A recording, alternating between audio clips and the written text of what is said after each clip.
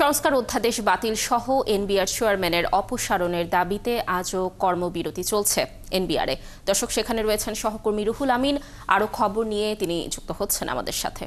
রুহুল, আন্দোলনের কি তথ্য রয়েছে আপনার কাছে, আর আজকে কেমন পরিস্থিতি দেখছেন সেখানে, কি বলছেন এনবিআর এর কর্মকর্তা কর্মচারীরা?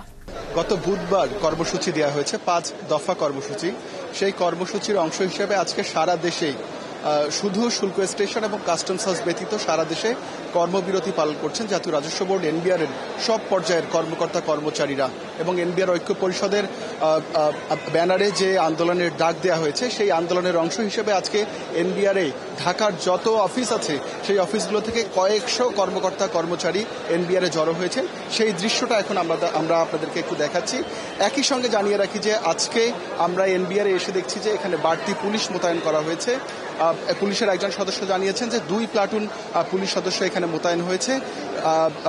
তেজগাঁও বিভাগের একজন কর্মকর্তা আমাদেরকে জানিয়েছেন যে এখানে পুলিশের পাশাপাশি আইনশৃঙ্খলা বাহিনীর অন্যান্য সদস্যদেরও এখানে মোতায়েন করা হয়েছে এবং একটি আশঙ্কা থেকেই এই বাড়তি নিরাপত্তার ব্যবস্থা নেওয়া হয়েছে। এবং তিনি আরও দাবি করেছেন যে মূলত এনবিআর এর ঊর্ধ্বতন কর্তৃপক্ষই নাশকতা বা কোনো বিশৃঙ্খলা তৈরি হতে পারে এমন আশঙ্কায় পুলিশের সঙ্গে যোগাযোগ করে এবং সেই প্রেক্ষিতে পুলিশ আজকে এনবিআর এ এসেছে এবং বিপুল সংখ্যক উপস্থিতিতে এসেছে এবং তারা যারা আন্দোলন করছেন তাদের সঙ্গে আমরা দেখেছি যে দফায় দফায় কথা হয়েছে এবং বেশ কিছু বিধিনিষেধ পুলিশের উপরে দেয়া হয়েছে। এবং আমরা দেখছি যে এনবিআর এ এখন সবাই প্রবেশ করতে পারছেন না। যারা প্রবেশ করছেন তাদেরকে আইডি কার্ড চেক করে ঢোকানো হচ্ছে যাতে বহিরাগত কেউ ঢুকতে না পারে এরকম বেশ কিছু বিধিনিষেধ দেওয়া হয়েছে। আপনাকে জানিয়ে রাখি যে গত বুধবার আন্দোলনের কর্মসূচি দেওয়া হয়েছে 5 দফা কর্মসূচি।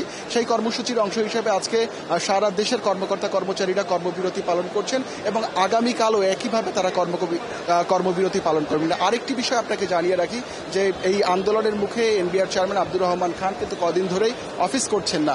আমরা কিছুক্ষণ আগে শুনছি যে তিনি আজকে অফিসে আসতে পারেন, সে কারণে পুলিশ মোতায়েন হয়েছে কিনা এই আশঙ্কা অনেক কর্মকর্তা কর্মচারী করছেন। তবে তিনি অফিসে এখনো যে আসবেন এই সঠিক তথ্য আমাদের কাছে নেই। তবে আমরা বিভিন্নভাবে শুনছি যে তিনি আজকে আসতে পারেন। যদিও সকালবেলা তার একটি মিটিং ছিল, সেই মিটিংয়ে তিনি উপস্থিত ছিলেন না এবং তিনি আসেননি। আমরা আন্দোলনকারী কর্মকর্তা কর্মচারীদের সঙ্গে বলছি, তারা বলছেন যে তাদের দাবি, এই অধ্যাদেশ বাতিল করার যে দাবি, সেই দাবি যদি সরকার পূরণ না করে তবে এই কর্মসূচি এবং এই আন্দোলন আরও বড় হবে এবং আরও জোরদার হবে। এই ছিল আমার কাছে সবশেষ খবর।